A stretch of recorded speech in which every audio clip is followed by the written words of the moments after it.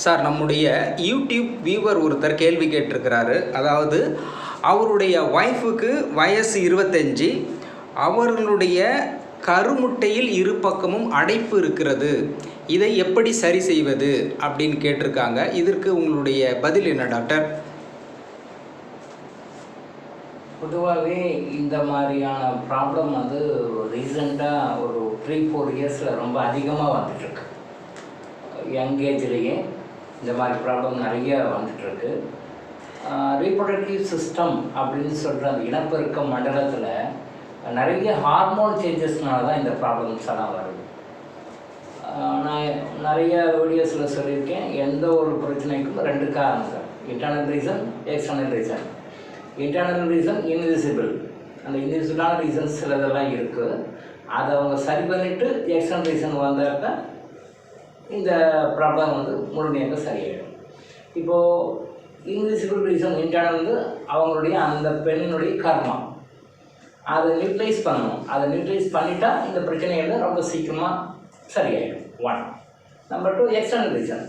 External reason அப்படின்னு வரும்போது அவங்களுடைய உணவு பழக்கம், வாழ்வியல் நடைமுறை, இந்த உணவு பழக்கத்தையும் வாழ்வியல் நடைமுறையில் இருக்கிற பழக்கத்தையும் சில மாற்றங்களை எல்லாம் கொண்டு வந்தால் மட்டும்தான் அவங்களுடைய இந்த பிரச்சனைக்கு வெளியே வர முடியும். நம்பர் 1 என்ன பண்ணணும், மென்சுரல் சைக்கிள் கரெக்டாக இருக்கான்னு பார்க்கணும். மென்சுரல் சைக்கிள் பெரும்பாலும் நிறைய பேருக்கு இப்போ இருக்கின்ற இளம்பெண்களுக்கு நிறைய பிரச்சனைகள் இருக்குது. வெறுமனே ஏதோ ஒரு மருந்து கொடுத்தோம், சாப்பிட்டோம், சரியாக போடுன்ற பிரச்சனை இந்த பிரச்சனை கிடையாது. இந்த பிரச்சனை எதனால் வருது அப்படின்னு சொல்லி சொன்னால், எக்ஸ்டர்னல் ரீசனை பற்றி நம்ம பேசிகிட்டு இருக்கோம். உணவு முறையில் வந்து நான்வெஜ்ஜும் ஒயிட் லெக்கான் வழியில் வந்த அந்த முட்டைகளும் சாப்பிடுவது ஒரு காரணம். இது கண்ணுக்கு தெரியாத சில வாயுக்களை வந்து உற்பத்தியாகி கண்ணுக்கு தெரியாத வாயுவாக அந்த இனப்பெருக்க மண்டலத்தில் வந்து இருக்கும். இந்த பிளாக்கேஜ் வந்து அங்கே போகிற அந்த மற்ற சர்க்குலேஷன் ஆஃப் எனர்ஜியை வந்து கட் பண்ணி அடைப்பை ஏற்படுத்தும். இந்த அடைப்பு தான் அதில் வர்றது. இவங்க நம்பர் 1 மென்சுரல் சைக்கிளை கரெக்ட் பண்ணணும். மென்சுரல் சைக்கிள் அப்படின்னா 28 டேஸ் ஒன்ஸ் கரெக்டாகும். 28 டேஸ்க்கு அதிகமாக போகுது, 30 நாள், 35 நாள், 1 மாதம் அந்த மாதிரி போகுதுனாலும் பிரச்சனை. 28 டேஸ்க்குள்ளே மென்சஸ் போனாலும் பிரச்சனை. நல்லா புரிஞ்சுக்கோங்க. 28 நாள் சைக்கிள், 1 நாள் 2 நாள் முன்னே இருக்கலாம், தட் இஸ் நெக்லிஜிபிள். இந்த 28 நாளுக்கு மேலே தள்ளி போகுது, இந்த 28 நாளைக்கு உள்ளே போகுது அப்படின்னாலும் பிரச்சனை. அதை சரி பண்ணணும். அடுத்தது மென்சுரல் ஃப்ளோ 1லிருந்து 5 நாட்கள் வரைக்கும் தான் அளவு. 1லிருந்து 5 நாள் வரைக்கும் போகுது. பட் ஜென்ரலாக எப்படி போகும்னா 3 days to 5 days, 3 நாள் குறைஞ்சபட்சம் போகணும். அதிகபட்சம் 5 days கூட போகலாம், அளவு பண்ணலாம். பட் 3 நாள் தான் மெயின். இந்த 3 நாளைக்கு குறைவாக 1 நாள் போடுது, 2 நாள் போடுது, 3 நாள் தான் மென்சஸ் போடுது அப்படின்னா அதுவும் பிரச்சனைகள் தான். 3 நாளுக்கு மேலே 4 நாள் 5 நாள் அப்படி போகுது அப்படின்னா ஓரளவுக்கு அக்செப்ட் பண்ணிக்கலாம். பட் 5 நாளைக்கு மேலே போகுது, ப்ளீடிங் ஓவராக போகுது அப்படின்னா அதுவும் பிரச்சனை. இதெல்லாம் என்ன காட்டுதுன்னா, நீங்கள் வந்து ஸ்கேனுக்கெல்லாம் போக வேண்டியதில்லை, உங்கள் உடம்பே சொல்லும் இந்த பிரச்சனை இதனால தான் வருதுன்னு. ரூட் காசை வந்து உடம்பே சொல்லும். பட் இந்த ரூட் காசை வந்து டியூ டு அவர் நெக்லிஜென்ஸ் நம்ம வந்து அதை வந்து புரிஞ்சிக்காமல் நடந்துகிட்ருக்கோம். ஸோ மென்சுரல் சைக்கிளை கவர் பண்ணணும், அதை சரி பண்ணணும். அந்த மென்சுரல் பீரியட் சைக்கிள் எப்படி ஆகுதுன்னு சொல்லி பார்க்கணும். அந்த மென்சுரல் சைக்கிள் பீரியட் வந்து 3 days தான் போகணும். 3 நாளைக்கு கம்மியாக போகக்கூடாது, 3 நாளைக்கு அதிகமாக போகணும். ஸோ அதுக்கு உண்டான விஷயங்களை சிலது பார்க்கலாம். அடுத்தது நைட்டில் அதிகபட்சம் எவ்வளோ கூட லேட்டாக படுக்கிறாங்களோ, லேடிஸை பொறுத்த வரைக்கும் அந்த லேடிஸ் லேட்டாக படுக்கிறாங்க அவ்வளோ கூட வந்து இந்த ரீப்ரொடக்டிவ் சிஸ்டத்தில் வந்து பிரச்சனைகள் வரும். அதையும் மேக்ஸிமம் நைட்டில் வந்து லேட் நைட் படுக்காமல் 9 மணிக்கெலாம் தூங்க போயிடுது.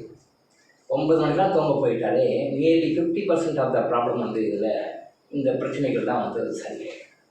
ஸோ இப்போ நான் சொல்ல வர்றது எல்லாமே வந்து மெடிசன் இல்லாமல், அதாவது குறைஞ்ச மெடிசன், லீஸ்ட் குவான்டிட்டி ஆஃப் மெடிசனோட எப்படி சரி பண்ணுறதுன்ற வழி தான் நம்ம சொல்லிட்டுருக்கோம். இதுக்கு லைஃப் லாங் மருந்து சாப்பிட்டே இருக்கணும், இதுக்கு சர்ஜரி தான் பண்ணணும் அப்படின்ற அளவுக்குலாம் போகாமல் அதை எப்படி சரி பண்ணுறது டெக்னிக் தான் நாம் சொல்லிட்டுருக்கோம். இந்த வாழ்வு நடைமுறையில் மாற்றங்கள், உணவு முறையில் மாற்றங்கள், இன்னும் சில மருந்துகள், மூலிகை மருந்துகள் இருக்குது. அந்த மருந்து வந்து தொடர்ந்து ஒரு 3 to 4 months ரெகுலராக எடுத்தாங்க அப்படின்னு சொன்னால் அந்த பிளாக்கேஜ் தான் ஆட்டோமேட்டிக்காக ரிமூவ். எப்படி பிளாக் வந்ததோ அந்த பிளாக் அப்படியே சரியாயிடும். நம்ம அந்த முறையில் தான் நம்ம பண்ணணும். இதுக்காக வந்து இப்போ ரீசெண்டாக பாருங்கள், ரீசெண்ட் பீரியட்ஸில் வந்து கருத்தரிக்கும் மையங்கள் வந்து ரொம்ப அதிகமாகிட்டே வருது. ஒரு 20 வருஷத்துக்கு 30 வருஷத்துக்கு முன்னாடி வந்து தமிழ்நாட்டில் எனக்கு தெரிஞ்சு ஒரு 2 டாக்டர்ஸ் தான் இருந்தாங்க. குழந்தை இன்மைக்காக ட்ரீட்மெண்ட் கொடுக்குறோம். 30 வருஷத்துக்கு முன்னாடி குழந்தை இன்மைக்காக ட்ரீட்மெண்ட் கொடுக்குறவங்க ரொம்ப ஃபேமஸாக தமிழ்நாட்டில் 2 பேர் தான் இருக்காங்க. இன்றைக்கி hundreds of peoples are there. நூற்றுக்கணக்கான மருத்துவமனைகள், நூற்றுக்கணக்கான மருத்துவர்கள், ஸ்பெஷலிஸ்ட் இன்றைக்கி நிறைய பேர் இருக்காங்க. சாதாரணமாக ஈவன் சின்ன சின்ன டவுன்ஸில் கூட குழந்தைகளுக்காக கருத்தரிப்பு மையங்களுக்காக அடைகிற மக்கள் நிறைய பேர் ஆகிட்டாங்க. கருத்தரிப்பு மையங்கள் வந்து ஹாஸ்பிட்டல்ஸ் வந்து இப்போ நிறைய பெருகிட்டு வருது. Not only India, throughout world நிறைய பெருகிட்டு வருது. இப்போ இது எதை காட்டுகிறது? குழந்தையை பெற்றுக்கொள்ளக்கூடிய தன்மையை மனிதன் இழந்து விட்டான். ஆண்களுக்கும் சரி பெண்களுக்கும் சரி இந்த தன்மை வந்து குறைந்து கொண்டு வருகிறது. சாதாரணமாக குழந்தை பத்துக்கிற ஒரு ப்ராசஸ் கூட ஹாஸ்பிட்டலைசேஷன் ஆகி ட்ரீட்மெண்ட் எடுத்து லட்சக்கணக்கில் பணம் செலவு பண்ணி, மில்லியன்ஸில் பணம் செலவு பண்ணி குழந்தையை பெற்றுக்கொள்ள வேண்டும் அப்படின்ற ஒரு கட்டாயத்துக்கான சூழ்நிலை இப்போ வந்துட்டு. இது என்ன காரணம்? வெவ்வேறு காரணங்களால் நம்ம பாடியில் நடக்கிற ஹார்மோனல் இம்பேலன்சஸ் தான். இந்த ஹார்மோனல் இம்பேலன்ஸை சரி பண்ணாதொழிய உங்களுடைய நடைமுறை வாழ்க்கையில் இருக்கிற பிரச்சனைகளை வந்து இந்த குழந்தை பெற்றுக்கொள்ளக்கூடிய பிரச்சனை வந்து நாளுக்கு நாள் வந்து அதிகமாகிட்டு தான் வரும். இது வந்து பாருங்கள். ஸோ இப்போ நான் சொல்கிற முறைகள் வந்து முடிஞ்ச வரைக்கும் மருந்தே இல்லாமல் சர்ஜரி எந்த காலம் கொண்டு போகக்கூடாது. சர்ஜரி நான் உங்களுக்கு பிளாக்கேஜ் ரிமூவ் பண்ணுறேன், அதுக்கு ஒரு சர்ஜரி பண்ணணும், இந்த சர்ஜரி பண்ணணும். சர்ஜரிக்கே நான் எப்பயுமே வந்து சர்ஜரி எப்பயுமே வேண்டாம். ஏன் at any cost for any reason சர்ஜரியே வேண்டாம். எந்த காரணத்துக்கு உடம்புல கத்தின்னு இருக்கக்கூடாது. கத்தின்னு வச்சிட்டிங்கனாலே பழைய ஆரோக்கியம் கிடையாது. ஸோ மருந்து வந்து கடைசி கட்டணும். கடைசி தான் மருந்து. லாஸ்ட்டாக ஒரு ஃபைனல் எஃபோர்ட்டாக தான் மருந்து. இதில் ஒரு சப்போர்ட் இருக்குது. But without medicines, without any drugs நம்ம லைஃப்பில் என்னென்ன சேஞ்சஸ் எல்லாம் பண்ணணுமோ அதையெல்லாம் கரெக்ட் பண்ணாலே இந்த ப்ராசஸ் நேச்சுரல் ஆகிடும். இந்த ப்ராசஸ் இருக்கும்போது குழந்தை கருத்தரிக்கிறது கஷ்டமாக இருக்கும். அப்படியே குழந்தை கருத்தரித்து வந்தாலும் அந்த குழந்தை வந்து நல்லா ஆரோக்கியமாக இருக்கிறதுக்கான வாய்ப்புகள் கிடையாது. ஏன்னா எந்த அளவுக்கு கர்ப்பப்பையும் சினைப்பையும் நல்ல ஆரோக்கியமாக இருந்து குழந்தையை வளர்த்து கொடுக்குதோ அந்தளவுக்கு தான் குழந்தையுடைய ஆரோக்கியமும். இது நிறைய பேருக்கு தெரியாது. கர்ப்பப்பையில் குழந்தை வந்து எப்படி ஃபார்ம் ஆகுதுன்றது முதற்கொண்டு குழந்தையுடைய ஆரோக்கியம் நிர்ணயிக்கப்படுகிறது. ஸோ சினைப்பையும் கர்ப்பப்பையும் நல்லா கண்டிஷனாக இருந்து அது நல்லா ஆரோக்கியமாக இருந்து அதுக்குள்ளே வளர குழந்தை தான் ஆரோக்கியமாக இருக்கும். இதுலேயே பிரச்சனைகள் இருக்கும்போது அதில் வந்து உருவாகிற கருவும் வந்து நிறைய பேருக்கு வந்து சரியான முறையில் குழந்தையை வளர்த்து சரியான முறையில் வந்து குழந்தை தெரிவிக்கிறாங்க. ரீசெண்டாக பார்த்தீங்கன்னா ஆட்டிசம் குழந்தைங்க நிறைய பிறந்துட்டுருக்காங்க.